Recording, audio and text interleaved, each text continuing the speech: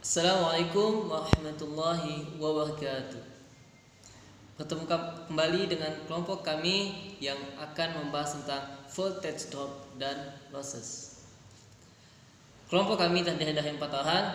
Yang pertama yaitu saya, Aulia Rahman, NIM 04 17 10 15. Teman saya Kak Yosua Tuaidan 04 16 10 79, dan teman saya Ahmad Fahmi 04 17 10 06, dan terakhir Fareza Aditya Wahab Syarani 04 17 10 25.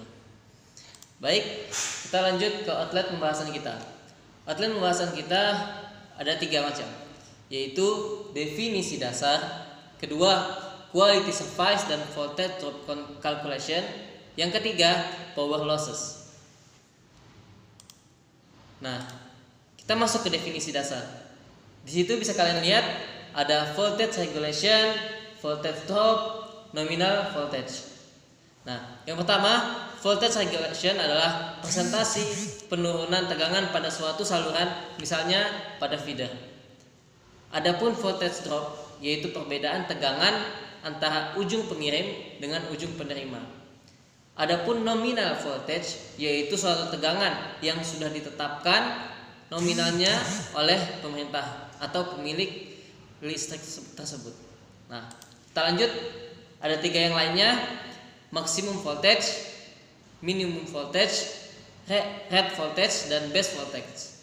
Maksimum voltage yaitu tegangan rata-rata 5 menit terbesar. Nah, minimum tegangan rata-rata 5 menit terkecil. Adapun rate voltage yaitu suatu tegangan di mana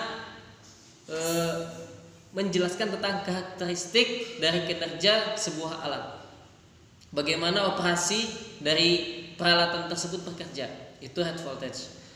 Kemudian base voltage yaitu suatu tegangan referensi, biasanya kalau di negara kita ialah 120 volt.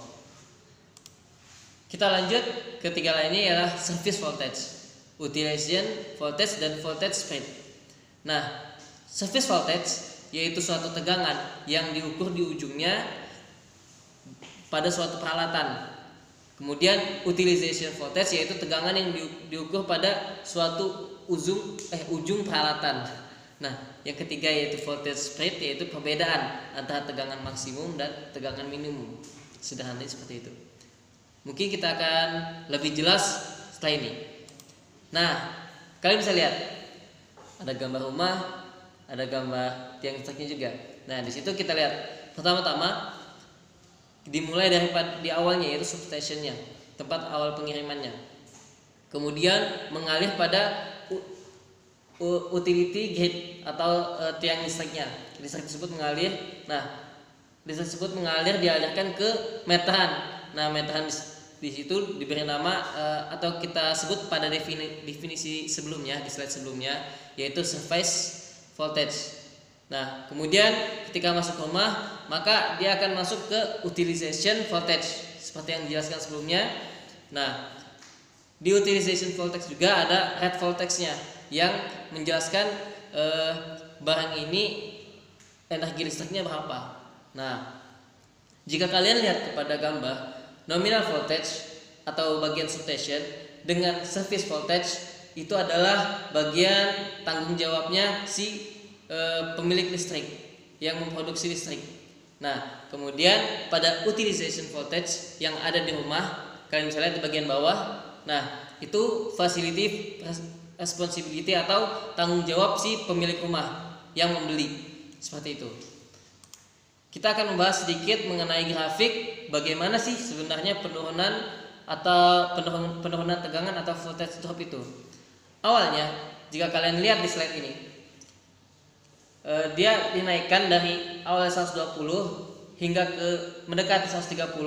Nah, itu setelah dinaikkan pada step up trafo. Nah, dikirim yang turunan ke bawah. Nah, selama pengiriman terjadi yang namanya voltage drop, yaitu beban primer atau customer yang pertama. Nah, itu terjadi penurunan sekitar 1 tegangan, 1 voltage. Nah, kemudian lagi turun lagi hingga ke beban ke customer yang selanjutnya menjadi 123 voltage. Nah, di 123 voltage ini juga dia diturunkan hingga 8 volt, bahkan diturunkan lagi hingga 111 volt. Itu ke customer selanjutnya. Itu ibaratnya yang 123 volt itu adalah bagian sub atau gardu induk di daerah-daerah setempat. Jadi turun lagi ke 109 volt, itu di tempat yang lain lagi. Nah, di tempat yang lain juga terjadi namanya voltage drop, yaitu pengurangan 4 voltage. Nah, di situ bisa kalian lihat ada 110 sampai 113. 130 itu adalah maksimum voltage yang diizinkan oleh pemerintah. Adapun yang 110 adalah minimum voltage yang diizinkan oleh pemerintah. Jadi rentang antara 110 sampai 130 itu adalah rentang yang diizinkan oleh pemerintah dalam pengiriman listrik.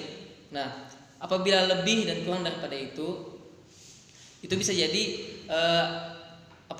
kelebihan ataupun kerusakan pada peralatan kita. Nah, kurang lebih seperti itu. Dan ini sudah menggunakan yang namanya voltage regulation. Yang voltage regulation ini salah satu cara bagaimana mengurangi voltage drop. Nah, seperti itu. Selanjutnya kita akan masuk definisi, insya Allah sudah cukup jelas. Jika ada yang ditanyakan bisa lewat bawah ini. Kita masuk ke quality, surface, dan voltage drop yang akan dijelaskan lebih lanjut oleh teman kita yaitu Kak Yosua. Terima kasih untuk Oya Rahman. Sekarang saya akan lanjutkan penjelasan mengenai quality, service, and voltage drop calculation.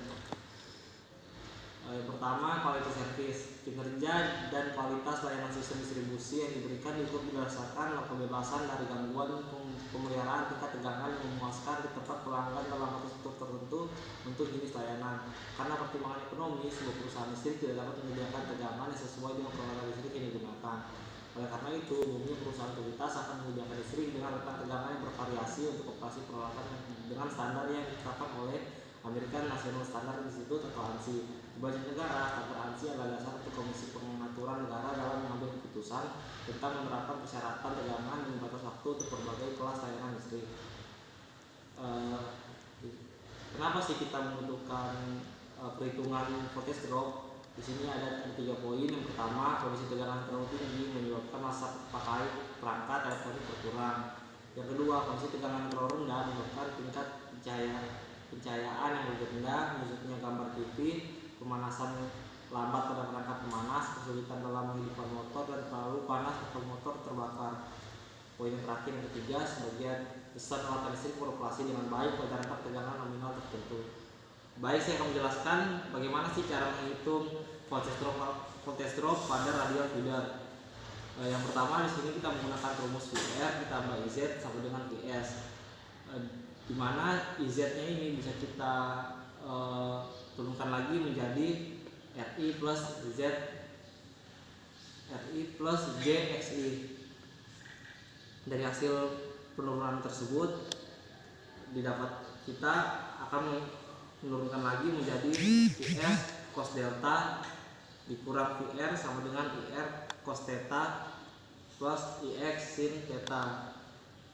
Dengan mengasumsikan delta sama dengan 0 derajat, maka rumusnya bisa kita turunkan kembali menjadi VD sama dengan VS per VR sama dengan I R cos theta plus X sin theta.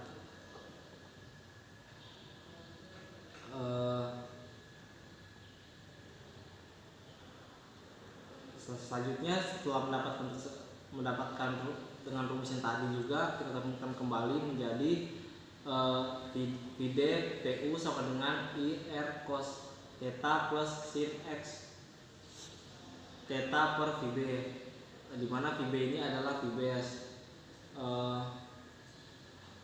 Selanjutnya, VD PU sama dengan 3 VRI buka kurung R cos theta plus X sin theta itu kurung per 3 VR dikali VB.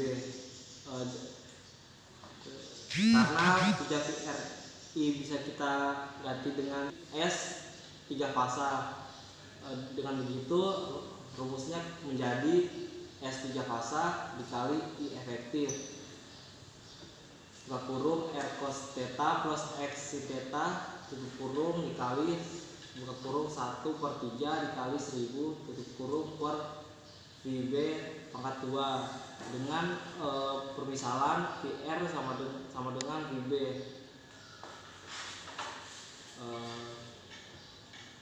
Selanjutnya pada kotak biru yang bisa dilihat di sini pada R cos theta plus X sin theta dikali 1/3 kali 1000 per VB pangkat 2 bisa dibuat menjadi K atau konstanta. Dengan begitu rumusnya menjadi VDPU sama dengan K S3 fasa dikali I efektif. Dengan begitu rumusnya bisa dibuat lebih sederhana lagi menjadi VDPU sama dengan K dikali momen beban dalam kPa kilometer. Dan berikut adalah tabel K dengan nilai K tersebut adalah berdasarkan jenis kabel yang digunakan serta beberapa parameter seperti I efektif adalah panjang adalah arus efektif pada feeder utama, lalu S3 fasa adalah daya pada 3 fasa, dan R dan X adalah resistansi dan indukansi. K adalah parameter K dalam drop voltage PU. Lalu VB adalah Vbase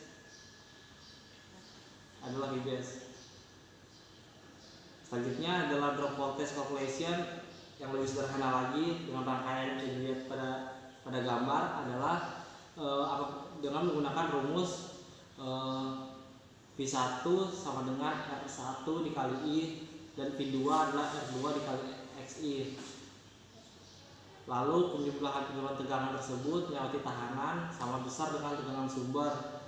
Dikarenakan rangkaian tersebut adalah seri, maka rumusnya Vt sama dengan V1 plus V2.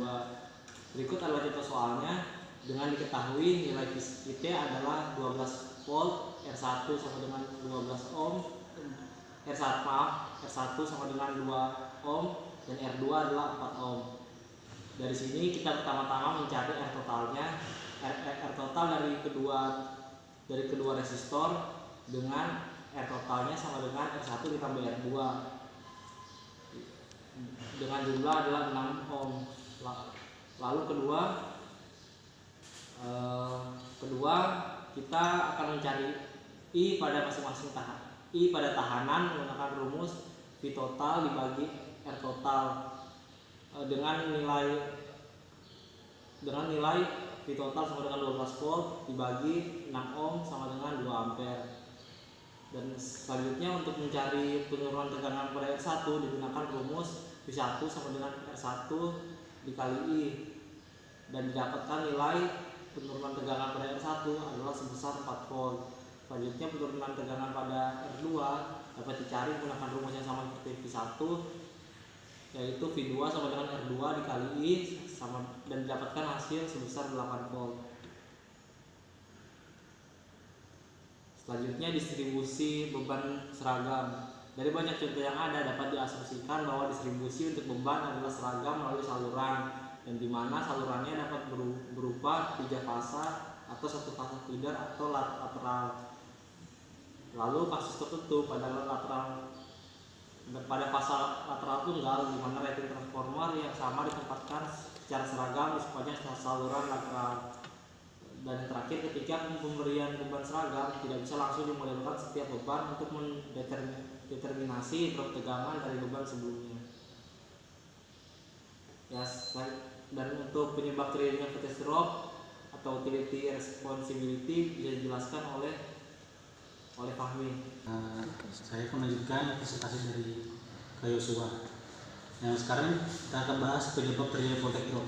Pertama dari utility responsibility, yaitu pertama terdapat impedansi seluruh jaringan distribusi, yang dimana jaringan distribusi dipengaruhi oleh hambatan resistansi serta reaktansi sistem distribusi. Yang kedua itu ada pengaruh dari suhu, yaitu kenaikan suhu pada penghantar kawat, udara ataupun kabel bawah tanah meningkatkan hambatan jenis atau rho. Penghantar semakin besar sehingga resistansi pun akan menjadi lebih besar. Jika resistansi menjadi besar, maka susut tegangan pada penghantar pun menjadi besar pula. Selanjutnya yaitu facility responsibility. Yang pertama itu pemasangan sambungan kabel atau soket yang kurang baik, penggunaan kabel yang terlalu panjang. Kemudian ketiga, listrik yang dibutuhkan besar namun penggunaan kabel dengan ukuran diameter lebih terlalu kecil. Keempat, itu sambungan penghantar kabel yang berkarat dan kotor, itu menyebabkan terjadi voltage drop. Kemudian power loss. Power loss ini ada percent copper loss, di mana konduktor, pertama itu konduktor losses dari satu rangkaian dapat dituliskan sebagai PLS sama dengan I kuadrat R atau sama dengan I kuadrat R kali D, di mana R itu resistansi panjang kabel satunya ohm, kemudian R kecil resistansi linear kabel satuannya ohm per kilometer, kemudian D itu jarak ke feeder satunya kilometer, kemudian PR daya yang terkirim dari sirkuit atau watt. Nah ini yang persen PLS sama dengan I kuadrat R D per PR kali 100 itu adalah berapa persen sih yang daya yang keluar. Selanjutnya, ini ada soal di mana dari soal itu terdapat impedansinya yaitu 6 tambah J20 ohm per pasangnya, kemudian PLL 13,8 kilo, kemudian daya mendapatkan 1200 kW dengan power factor lagging 0,8. Di sini pertama A itu yang dicari itu PLL pada feeder, pengiriman ke feeder. Yang B itu power factor pada pengiriman, kemudian C copper loss. Keempat D daya kirim yang dalam kilowatt. Nah, jadi solusinya yang pertama itu line tegangan penerima line to netral sama dengan tegangan penerima line to line per akar 3 sama dengan 13.800 volt per akar 3 didapatkan 7,976,4 volt. Kemudian dicari IL, I line sama dengan IS sama dengan IR. IS itu tegangan kirim, IR-nya itu tegangan terima, yang dimana sama dengan daya terima 3 fase per akar 3 IR line to line cos theta sama dengan 1200 dibagi akar 3 kali 13.000 sama dengan 1200 per akar 3 kali 13,8 kali 0,8, sehingga didapatkan arus I line-nya sama dengan 62,75 ampere. Selanjutnya itu cari PS untuk cari tegangan kirim line to netral, maka sama dengan P terima, tegangan terima line to netral ditambah I line kali impedansi line. Itu kemudian kita cari ZL. ZL nya itu 16 ZL sama dengan 16 tambah Z20 sama dengan 20 kali 20,88 sudut 73,3 derajat ohm. Kemudian P kirim line to netral, P terima line to netral sama dengan 7,976,4 sudut 0 derajat volt. Terus kemudian I line sama dengan IS sama dengan IR sama dengan IL dalam kurung cos theta dikurang cos theta R dikurang J sin theta R sama dengan hasilnya itu 62,75 sudut min 36,87 derajat ampere. Selanjutnya, nah ini didapatkan hasil dari A itu rumusnya P tegangan kirim line to neutral sama dengan P tegangan terima line to neutral ditambah I line kali Z line, dimana sama dengan 7,976,4 sudut 0 derajat tambah dalam kurung 62,83 sudut min 36,87 derajat dikali dalam kurung 20,88 sudut 73,7, maka didapatkan hasilnya 9,22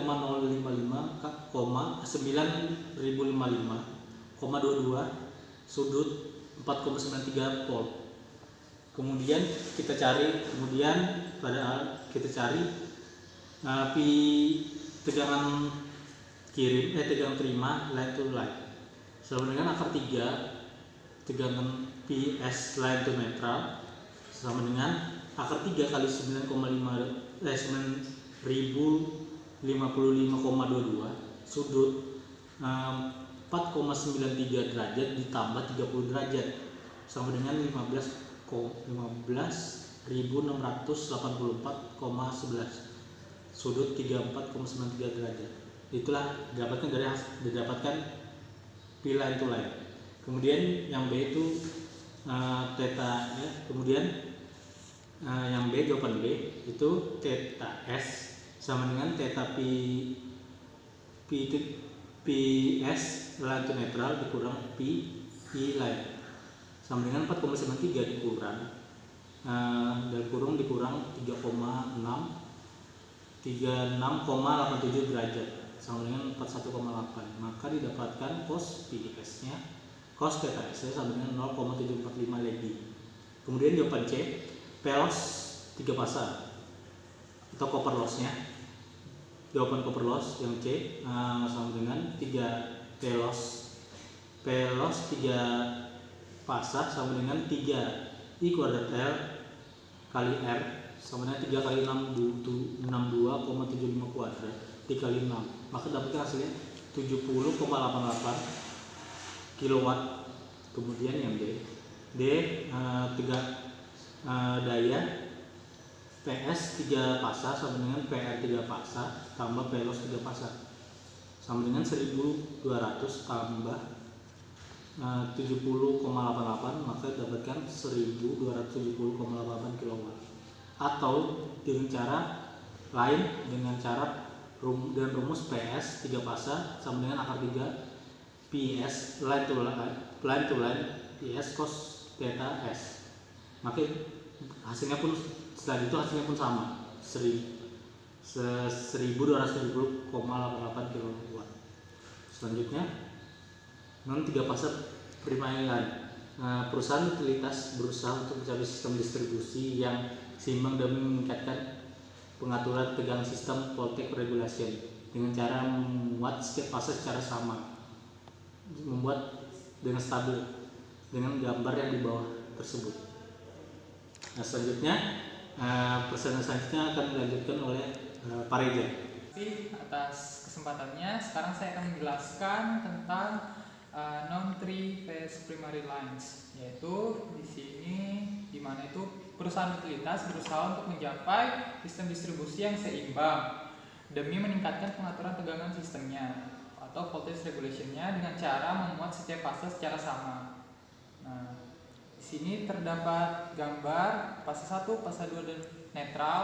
Nah, dia itu dibebani dengan beberapa instrumen atau beberapa beberapa alat elektronika. Nah, kemudian didapatkan yang dimana fase 1, fase 2 dan fase 3-nya memiliki gelombang yang seimbang antara satu sama lainnya. Oke.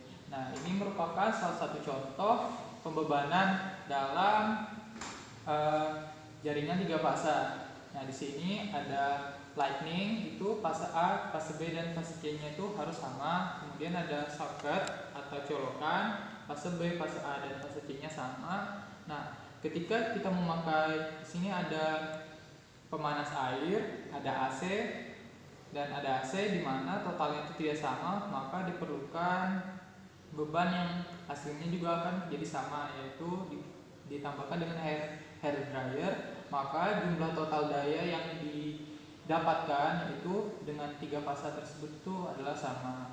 Nah, kita sendiri sudah memakai namanya meteran, di situ sudah ter-apply voltage regulation-nya. Kemudian di sini terdapat bentuk-bentuk jaringan dari primary lights-nya, yaitu pertama ada lateral, ada 3 fasa 3 kawat, 3 fasa 4 kawat, 1 fasa line to line tegangan underground, 1 fasa line to neutral V ground, dan ada 2 fasa plus netral open wire. Nah, di sini salah satu bentuk-bentuk pembebanan dalam jaringan 3 fasa. Nah, terdapat beberapa lateral yang di atas tadi itu memiliki primary feeder yang tidak harus dalam 3 fasa, misalnya 1 fasa.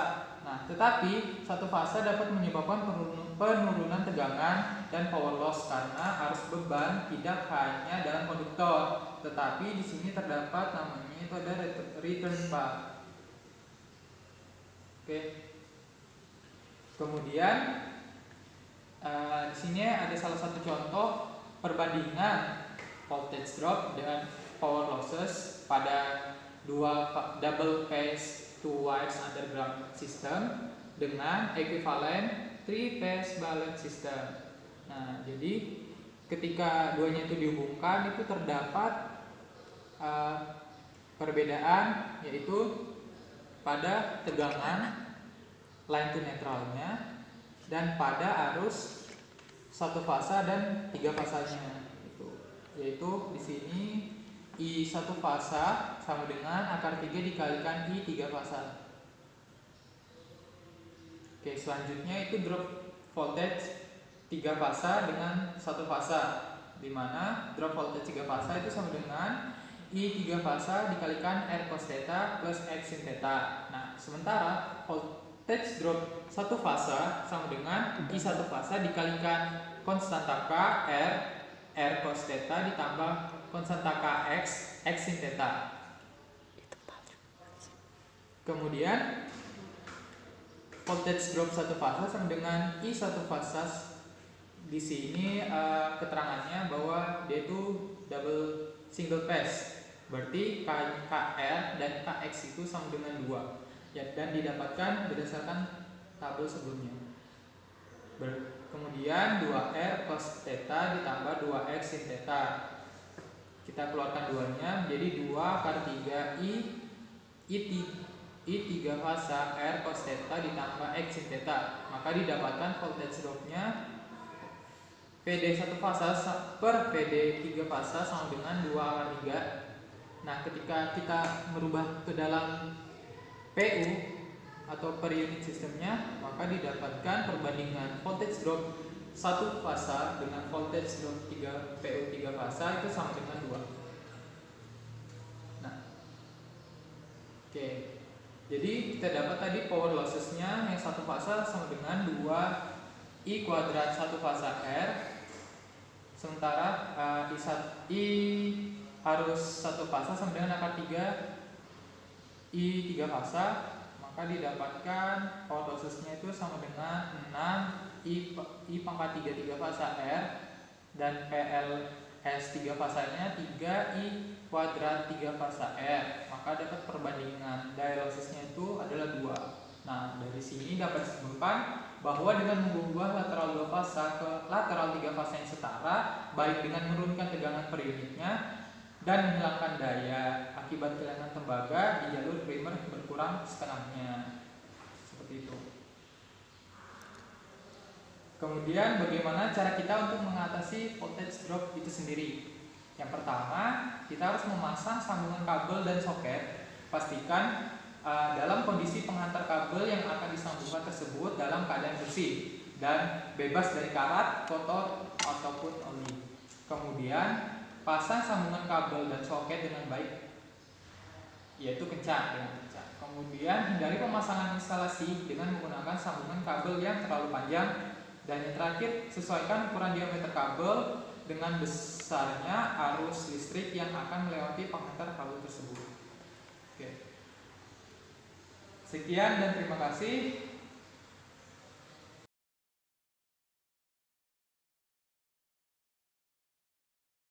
Baik, sudah dipaparkan mengenai materi kami kali ini mengenai voltage drop dan juga losses, yang mana awalnya ada definisi dasar, kemudian quality service dan voltage drop calculation.